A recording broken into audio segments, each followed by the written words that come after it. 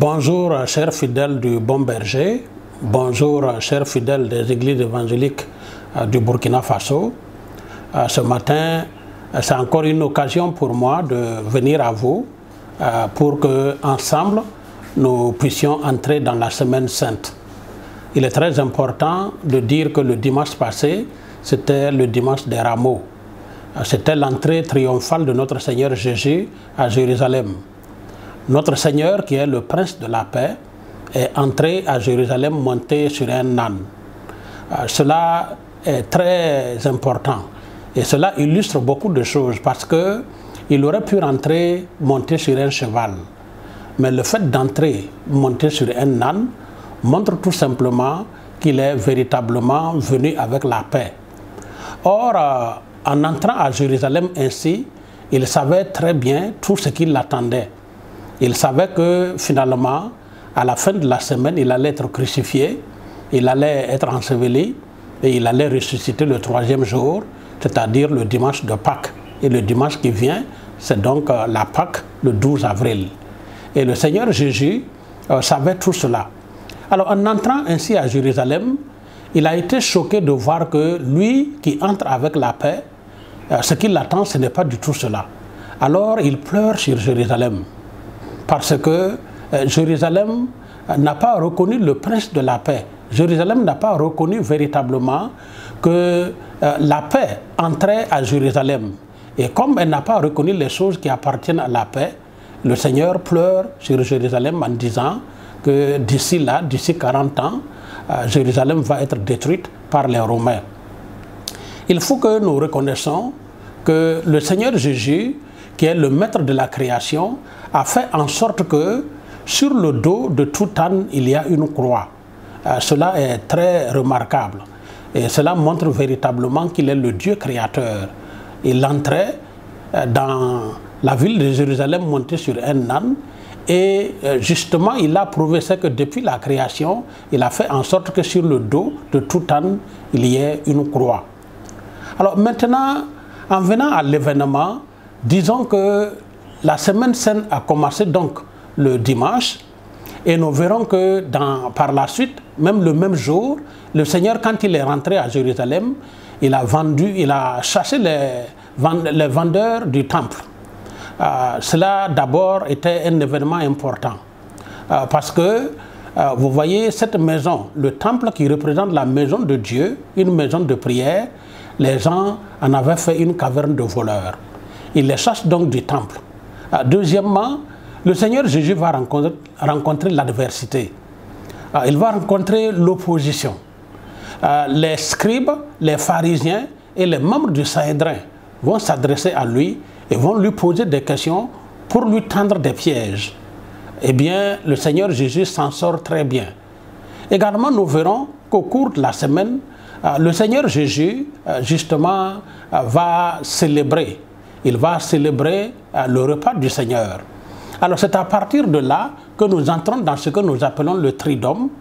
Le Triduum, ce sont les 3 jours qui marquent véritablement la passion de notre Seigneur Jésus.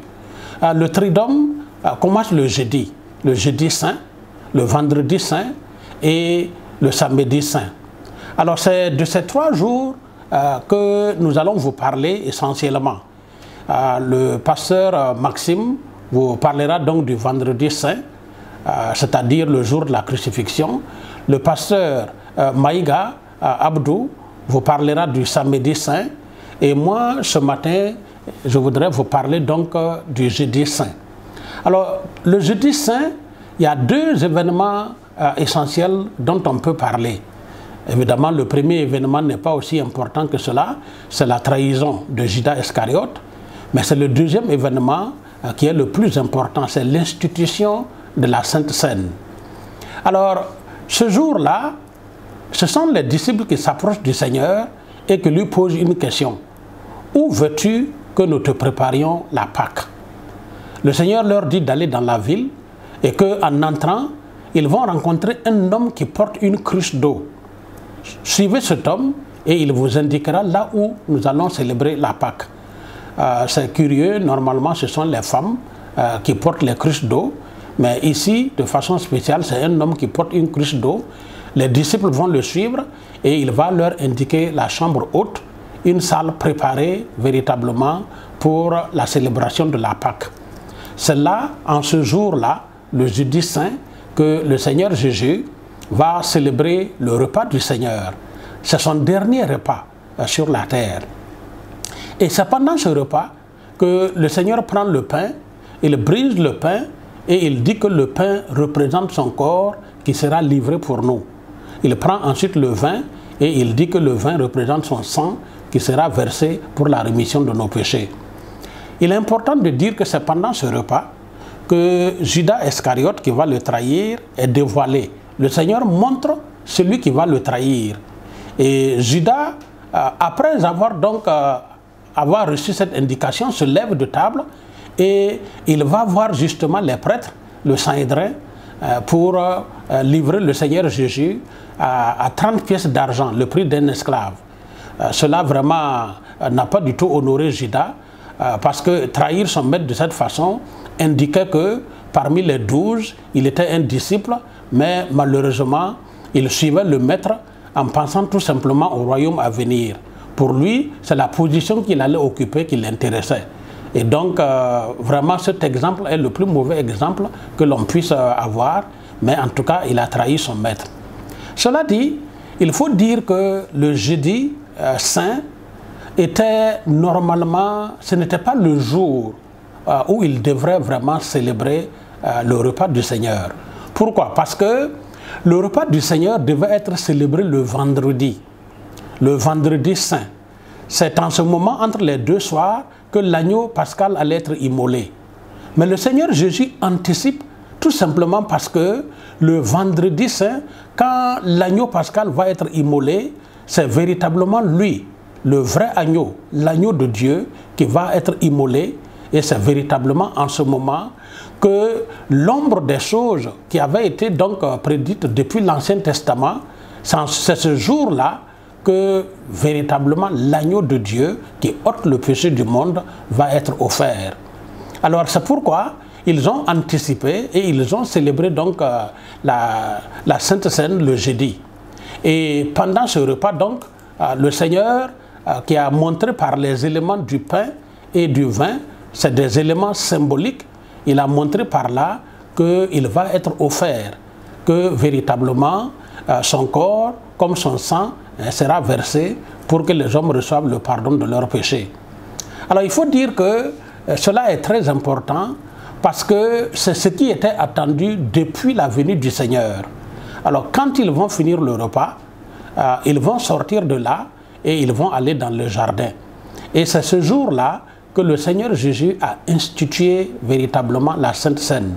Parce que, comme il le dit, dans la lecture que je vais faire tout à l'heure, dans 1 Corinthiens au chapitre 11, à partir du verset 23, donc du verset 23 au verset 26, voici ce qui est dit. 1 Corinthiens chapitre 11, verset 23, voici ce qui est dit, car j'ai reçu du Seigneur ce que je vous ai enseigné.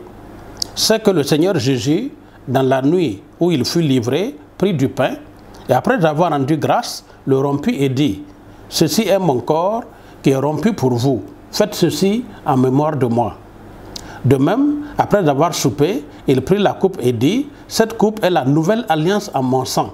Faites ceci en mémoire de moi toutes les fois que vous en boirez.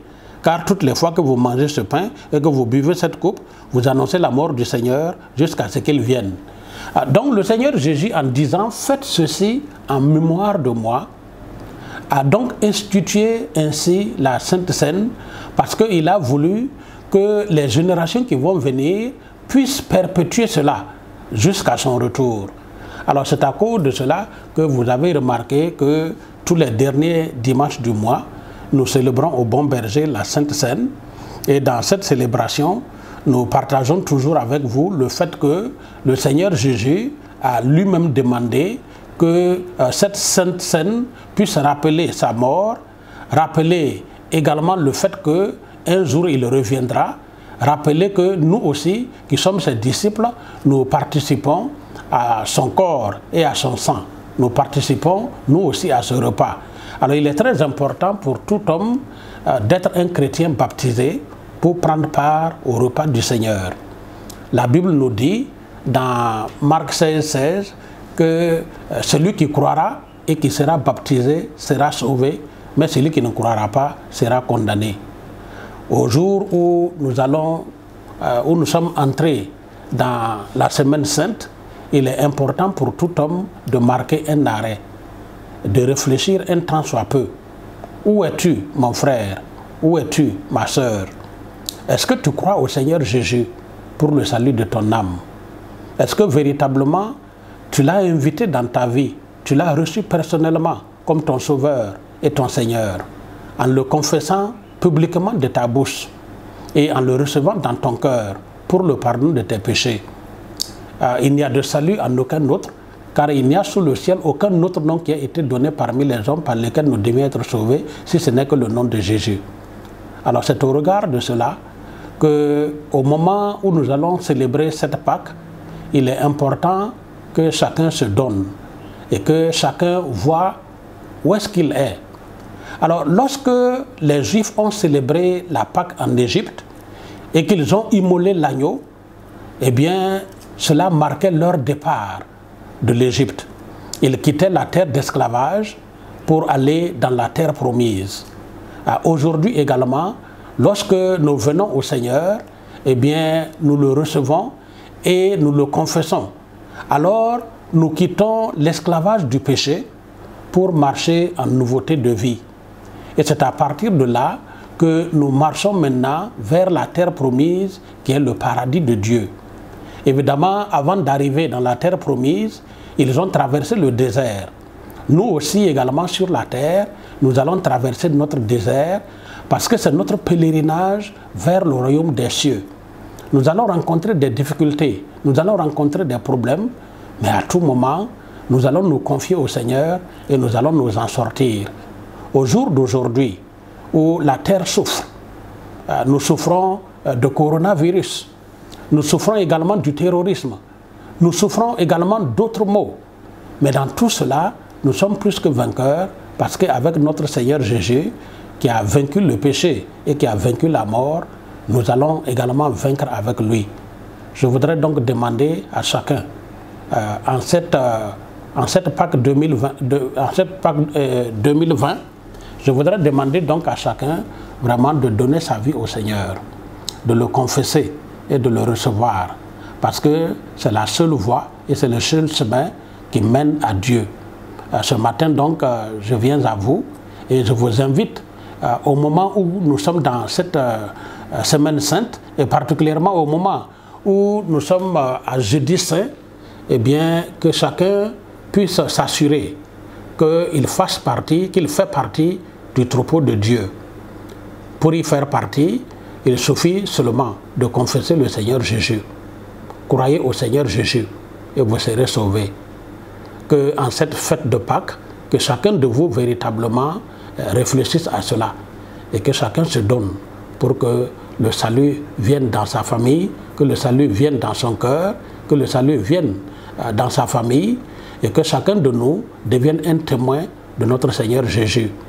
Bonne fête de Pâques à tous, que la joie du ressuscité vous inonde.